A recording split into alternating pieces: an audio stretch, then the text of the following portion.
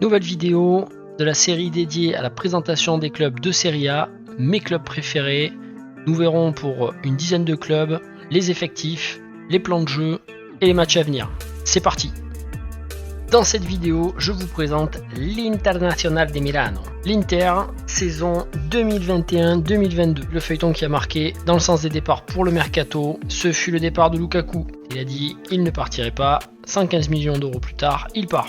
On va pas lui en vouloir, l'Inter en avait de toute façon besoin clairement pour les finances. Autre départ, Hakimi, Achraf Hakimi, direction le PSG. Bon, ces deux départs, ils ont cumulé 200 millions d'euros. Pour moi, Lukaku, ce n'est pas le miracle absolu à l'Inter, c'est un très bon attaquant, mais sur la fin, je trouve un petit peu de mauvais caractère, et même pendant l'Euro. Donc son départ, moi, ne m'attriste pas particulièrement. Par contre, c'est sûr qu'il faut le remplacer et qu'on ne peut pas laisser partir un tel joueur sans faire arriver du 109. On verra ça dans le sens des arrivées. Toujours dans le sens des départs, on retrouve le départ de Candreva, Joao Mario, Nainggolan, Ashley Young, et ces joueurs-là sont partis libres, donc ça a ramené 0 pépette.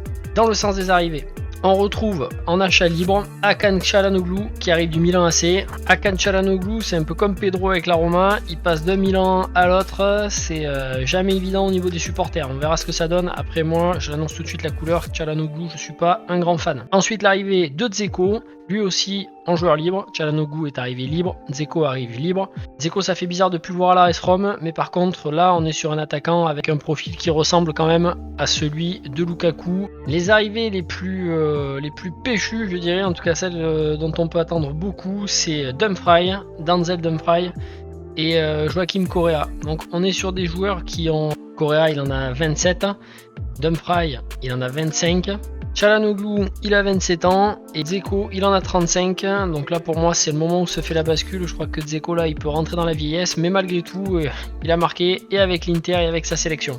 Le mercato c'est fait. Maintenant on va passer en revue l'effectif de l'équipe pour cette saison et les joueurs qui pour moi vont être marquants. Pour les gardiens, on retrouve Samir Handanović et Yunus Radou. Je peux le dire tout de suite, pour moi c'est ce qui pêche le plus pour cette équipe au niveau gardien. Je pense que Radou n'est pas au niveau clairement pour être décisif dans les gros matchs de Serie A et sur les matchs européens. Et pour Samir Handanović, je le sens sur la descente quand même. Samir Handanović, c'est 37 ans, très long parcours avec l'Inter où il a vraiment fait le job. Mais aujourd'hui, moi personnellement, je pense qu'il faudrait l'arrivée d'un Cragno, ça serait très bien. Pour les défenseurs centraux, alors là je vais m'enflammer, mais autant le dire tel que je le vois, pour moi c'est à peu près les 3 meilleurs défenseurs de la Serie A que nous avons à l'Inter. Avec Skriniar, De Vrij et Bastoni, la défense centrale c'est du sérieux, c'est jeune.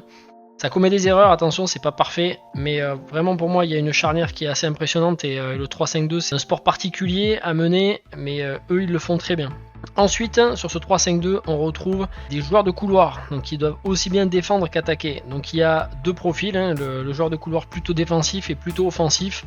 Dans le domaine plutôt défensif, on retrouvera Di Marco et Darmian. Ça, c'est deux joueurs que j'adore. Di Marco parce que je pense que depuis longtemps on aurait dû laisser beaucoup plus de temps de jeu. Pour moi, quand on cherche un latéral gauche pour l'équipe d'Italie, je pense que Di Marco peut l'être, ce latéral gauche. Et de l'autre côté, Darmian, il a beaucoup trop attendu à Manchester pour revenir en Italie et montrer ce qu'il valait. Et au vu du début de saison, il a 31 ans, il peut faire une grosse saison et il a quelques années devant lui encore pour montrer vraiment ce qu'il vaut. Faut pas oublier que c'est un international italien. Ensuite, on a deux plus anciens qui sont Kolarov et D'Ambrosio. Là, quand même, ça commence à être vraiment difficile pour eux. Kolarov, c'est 35 ans et là, quand même, c'est une grosse perte de vitesse depuis son départ de la AS Rome. Pour D'Ambrosio, je pense qu'il est capable de faire encore de belles choses. Là, il faut juste qu'il ait quand même du temps de jeu, parce qu'à 32 ans, quand on ne joue plus, ça devient très compliqué. Mais voilà, il a montré souvent encore qu'il pouvait être décisif avec l'Inter, en allant marquer des buts, en faisant des beaux gestes défensifs. Donc voilà, je serais curieux de voir encore ce qui lui reste. Pour l'aspect plus offensif, pour ses latéraux, qui peuvent donc devenir des ailiers, on retrouve Perisic sur le flanc gauche. Donc pour lui, là, depuis le départ de Conte, c'est l'occasion vraiment de montrer qu'il peut être un pilier de cette équipe. Je suis pas forcément convaincu, surtout si je le mets en opposition avec Di Marco, qui a un plus gros apport défensif et qui offensivement est aussi bon. Mais malgré tout, ça reste quand même une valeur sûre et pour sa sélection nationale et pour l'Inter. Dumfries, il faudra voir, il a vraiment envie de prouver beaucoup de choses. À mon avis, il peut faire une grosse saison comme il peut vite tomber aux oubliettes. On va surveiller ce joueur. Le milieu de terrain de l'Inter de Milan. Là aussi, il y a du talent. Dans les principaux, on retrouve Brozovic qui joue principalement en milieu défensif, qui peut être remplacé par Arturo Vidal. D'ailleurs, même si la différence d'âge est quand même assez conséquente, Arturo Vidal a 34 ans, Brozovic en a 28.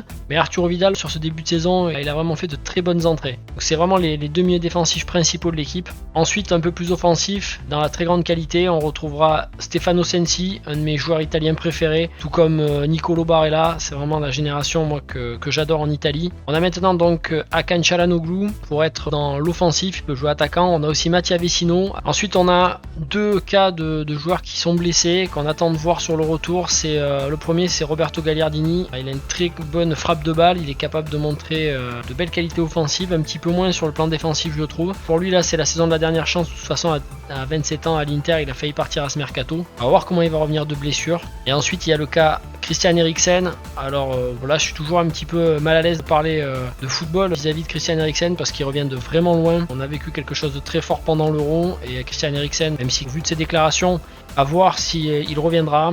Le système qu'on a mis en place au niveau du cœur qui est interdit en Serie A, est-ce qu'il va pouvoir revenir? Bon, voilà, il y a beaucoup d'incertitudes vis-à-vis de Christian Eriksen et pourtant Dieu sait que c'est quand même un joueur énorme, à peine 30 ans, c'est un très grand leader. Pour finir en attaque, et là l'Inter de Milan n'est pas en reste.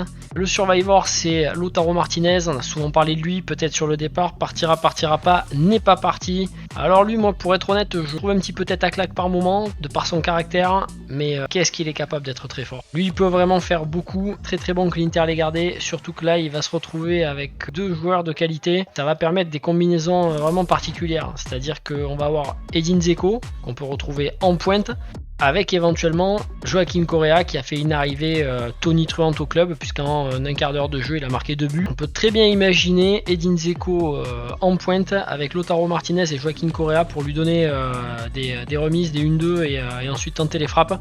Correa comme Martinez, c'est beaucoup de précision, beaucoup d'agilité devant le but. Ensuite il reste des joueurs qu'il ne faut pas sous-estimer et je pense notamment à Alexis Sanchez.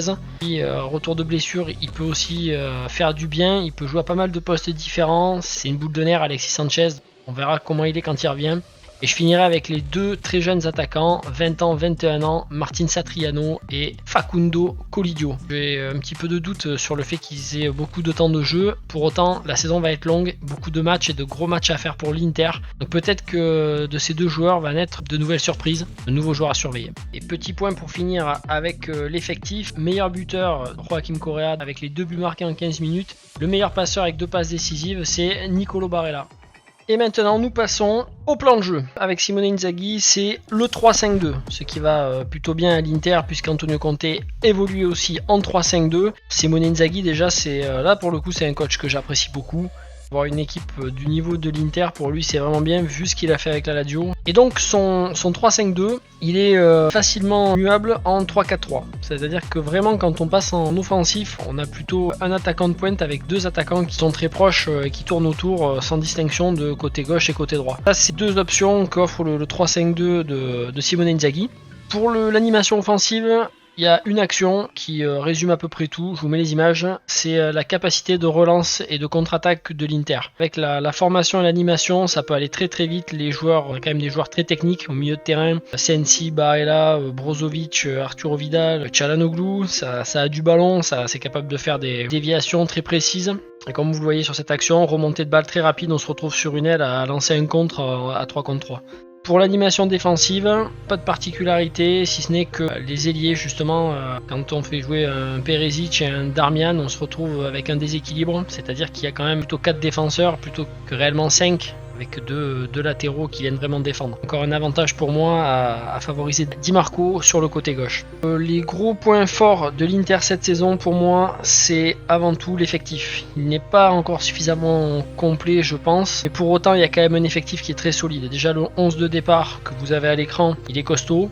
Sur les 2 premiers matchs de Serie A, 2 fois ce 11 de départ. Andanovic, De Vrij avec Bastoni, Skriniar, Brozovic en 6, Çalhanoğlu Barella. Il y a de la place pour Arturo Vidal, il y a de la place pour Sensi à la place de Çalhanoğlu. Darmian à droite, Perisic à gauche et devant Dzeko Martinez. Là avec l'entrée qu'a fait Correa, je pense qu'un Correa Martinez ça peut arriver. Il y a un 11 de départ qui est vraiment costaud. Et sur le banc, il y a quand même de quoi faire. Là où ça pêche un peu, c'est en défense centrale. Je n'ai pas parlé de Ranocchia, Kolarov, comme d'Ambrosio d'ailleurs. Je suis pas certain pour le haut niveau là de ce qu'ils vont pouvoir apporter. Après, ça peut largement suffire pour les matchs les plus faciles en Serie A à voir. Le milieu de terrain est vraiment très chargé, très qualitatif, avec le retour, je l'espère, en forme de Gagliardini. On a Vecino aussi qui peut faire le boulot. Et devant, on a ce trio d'attaque, plus ces deux petits jeunes avec Colidio et Satriano. Donc voilà, pour moi, le point fort de l'Inter de Milan cette saison, c'est quand même un effectif qui est complet. À part peut-être en défense où il ne faudrait pas qu'il y ait une blessure, ça pourrait être très très gênant. Les points faibles, pour moi, c'est surtout le point faible, c'est le gardien, la Samir Handanovic. J'ai l'impression qu'il est mal parti. Il a peut-être déjà pas très très bien fini la saison dernière et là, j'ai l'impression qu'il va être à bout. En tout cas, le point faible pour moi, ça sera le gardien et éventuellement, on pourrait dire le banc de remplaçant pour la défense centrale. Dernier chapitre de cette vidéo, les matchs à venir.